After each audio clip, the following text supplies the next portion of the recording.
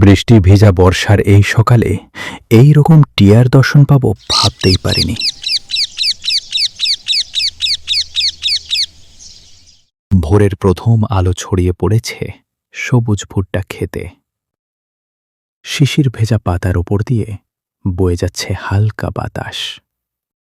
ঠিক তখনই দূর আকাশ থেকে শোনা যায় এক ঝাঁক টিয়ার তীক্ষ্ণ ডাক।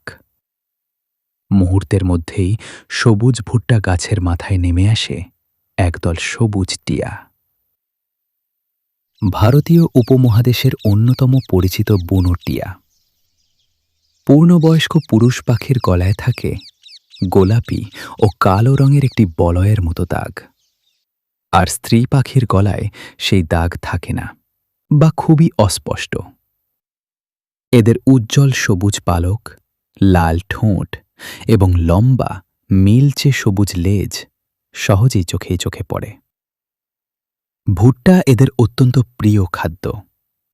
শক্ত ঠোঁটের সাহায্যে সহজেই ভুট্টার খোসা ছাড়িয়ে নরম দানা খেতে থাকে। এক একটি পাখি খুব অল্প সময়েই অনেক দানা খেয়ে ফেলে, তাই কৃষকদের কাছে এরা অনেক সময় ফসলের ক্ষতিকর পাখি হিসেবে পরিচিত।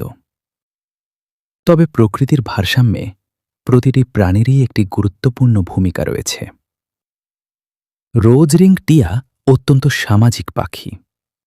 এরা সাধারণত দলবদ্ধভাবে উড়ে বেড়ায়, একসঙ্গে খাবার খোঁজে এবং বিপদের আভাস পেলেই জোরে ডাক দিয়ে পুরো দলকে সতর্ক করে দেয়। এই দলবদ্ধ জীবনই তাদের নিরাপদ থাকতে সাহায্য করে। খাওয়া শেষ হলে হঠাৎই পুরো ঝাঁক একসঙ্গে ডানা মেলে আকাশে উড়ে যায়। সবুজ ভুট্টা ক্ষেতের ওপর দিয়ে তাদের সেই দ্রুত উড়ে চলার দৃশ্য যেন প্রকৃতির এক অনন্য সৌন্দর্য।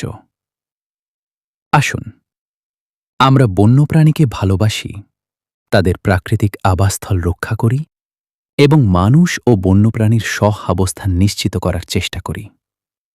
ধন্যবাদ। আবার দেখা হবে বাংলার প্রকৃতির আরেকটি গল্প নিয়ে।